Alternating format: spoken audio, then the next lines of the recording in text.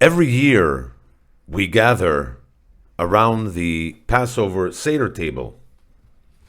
We pour our wine, we lift the matzah for all to see, and the youngest child, or perhaps the bravest adult, asks the questions we have been asking for thousands of years.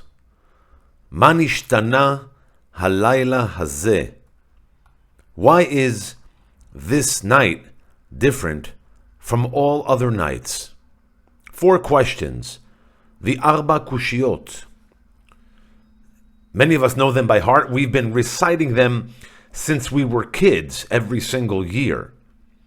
But on this Passover, Pesach, coming up next week, Wednesday evening, where Jews will be gathering around the world, presumably with their families, their loved ones, their communities.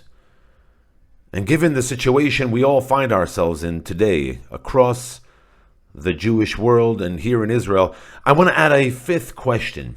A 5th question, namely, why? Or what is your why? Or why are we here? Or what are we doing? Whatever you feel comfortable with. The Haggadah gives us a Seder, right? In Hebrew, Seder means order. It's an ordered retelling of chaos. It is an order that, or a framework that provides us with an understanding of how we come out of or make sense of what is chaos. Because that is what Jewish life has always been about. The attempt to create meaning inside disorder or order out of chaos. Duality lives at the heart of our story, our narrative. Exodus, slavery and freedom, concealment and revelation, bitterness and sweetness, all on the same plate, all part of our narrative. The Torah, which we all know in the book of Bereshit, Genesis, begins in chaos. Ve'ha'aretz hayta tohu vavohu, and the land was chaos, all mixed up. And God, of course, moves forward with creation, setting things aside, creating categories, separating the skies from the land, the waters of above from the waters of below, and so on and so forth. And we do the same at our Seder table every single year. We take the formless and void and we make order out of it because life is chaotic. But the 4 questions, as we all know them, ask us about ritual. Why do we dip? Why do we recline? And they orient us to the night, to the experience that is Passover Seder. It is experiential. And the 5th question ought to orient us to our lives. Not why is this night different from all other nights, but why are you here? What is the purpose you carry? What is the conviction that gets you out of bed the morning after a difficult night? This generation, your children, our children, your students, grandchildren, the young people sitting across the Seder table from you, they might be asking this specific question.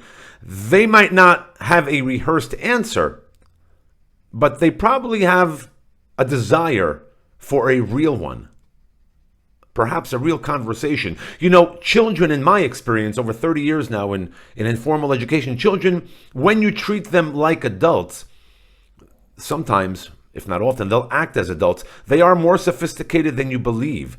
And they are watching. They are watching us, and they are watching our reactions to things that are taking place around us, to the journey of life. The Haggadah that we use, this sort of guide, this pamphlet, does not ask us to remember Exodus, Yetziat Mitzrayim. It commands us, it commands something more radical. We know this quote, some of us sing it, Bechol dor vador chayav adam lirot et atzmo ke'ilu hu yatsa mitzrayim. In every generation, a person is obligated to see themselves as if they personally left Egypt. Not their ancestors, not the Jewish people in the abstract, but they themselves, we ourselves, are commanded to see ourselves in such a way. This isn't nostalgia. This isn't a history lesson. This is a mandate to locate yourself inside the story, the narrative, to understand that the exodus, the exiting, is not something that happened to us. It is something that is happening through us. It is constant. It is a means to a means, not a means to an end. And every generation has its Egypt, Mitziat Mitzrayim, Exodus. Every generation has its moment of standing at the edge of the sea of reeds, terrified, uncertain, and being asked to move forward, not backwards, move forward nonetheless. And we, Am Yisrael, today here in Israel and around the world, are living in that very moment right now. The dark clouds we see across the diaspora and across Israel, they're not new. What is new is that an entire generation of comfortable diaspora Jewry is encountering the existential weight of Jewish history, perhaps for their first time, certainly since World War II and the Holocaust. October 7th did not ask us if we were ready for the onslaught. Passover does not wait for the clouds to clear. The festival arrives. The Jewish calendar continues to move forward. The questions come along with the Haggadah and Passover, and it demands answers. So what is the answer to this fifth question? Well, let me offer you three for your consideration. First answer: we are here because freedom is never ending. It's never finished. The Exodus did not end at the sea. It continued for 40 years in the desert. Liberation is not an event. It is a practice. It is an ongoing journey, a daily, conscious, effortful practice of choosing to live as a free people, irrespective of what is happening to us. That is what Passover asks of us.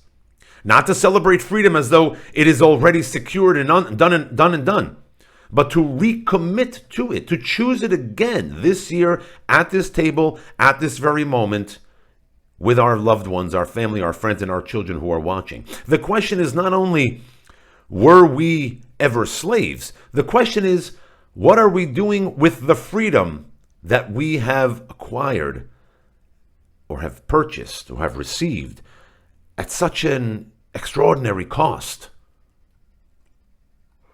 The second answer to this question might be, we are here because someone before us chose to stay. Someone before us made the decision to remain, perhaps in belief of the Jewish narrative, practicing the Jewish story, handing it from generation to generation, deciding to stay Jewish. Think about it for a moment. Every person at your Seder table exists because a chain of human begins. A chain of human continuity, often under enormous pressure throughout history, often at a great personal cost for some, all of whom nonetheless chose to remain part of this people. Your great-grandmother, great-grandfather, they lit Shabbat candles when it was dangerous to do so. Your grandfather perhaps carried a Torah scroll across a border, or saved it from being thrown out, or purchased or donated funds to have a written one, a Torah written. Someone somewhere in your lineage made a choice that made you possible, leading to you sitting here at this table. That is not a small thing, that is everything. The fifth question, what is your why, is in part an ancestor question. What kind of ancestors will we be? What kind, or what will the people who come after us say about how we chose, or what we chose to do when it was our turn? And the third potential answer to this is, we are here for what comes next. We are a link in that chain of continuity. The Exodus does not point backwards. It points forward. The entire journey, the plagues, the sea, the desert, the revelation at Sinai, moves toward a destination, toward the land, toward the covenant, toward a future that has yet to be realized or is consistently, continuously realized as we are. We are not a people of yesterday. We are a people of tomorrow and what will be. Tikva, hope. That's in our name and it's in our nature. It's not passive wishing, not optimism borrowed from better days, but an active, strategic, eyes open hope that names where it is going and takes the next step towards it. Tikva, hope, from the root kav, a line, a thread, a direction. We are part of that thread. So this Passover, I want to invite you to do something different. Before the Seder ends, before the Afikoman is found and the last song is sung, turn to the young people at your table, not to quiz them, not to lecture them, but ask them, who are we? And why are we here? And what are we doing here? And ask them genuinely. And then, listen. Listen, because this generation wants to lead. They want to ask the hard questions. They want to be part of the difficult conversations. They want to make sense of their world, their people, their inheritance. They are not rejecting the Seder. They are ready to go deeper into it. The story of Exodus is simple enough for a child to follow and complex enough to spend a lifetime inside of it. That is the point. The complexity is not a problem to be solved or to shy away from. It is the very thing that gives our lives meaning, inviting us to ask questions and to share our commentary. So this year, do not just recite the order of things. Enter the story, be a part of it, and add this fifth question. Sit with it, argue about it, discuss it, pass it on to the next generation like a torch from one generation to the next. Because that is what we do, that is who we are. And that is what it means to be a member of Am Yisrael Chai. Because Am Yisrael Chai is not just a slogan, it is a way of life. I'm Rabbi Lior Sinai here at the Anchors of Hope. This is episode 21, a special episode for this year's Passover, for Pesach. Wishing everyone out there a Chag kasher v'sameach, a kosher and a happy and a quiet, a joyful, a purposeful, meaningful Passover to you, your families, and to our entire people. Chag Pesach Sameach.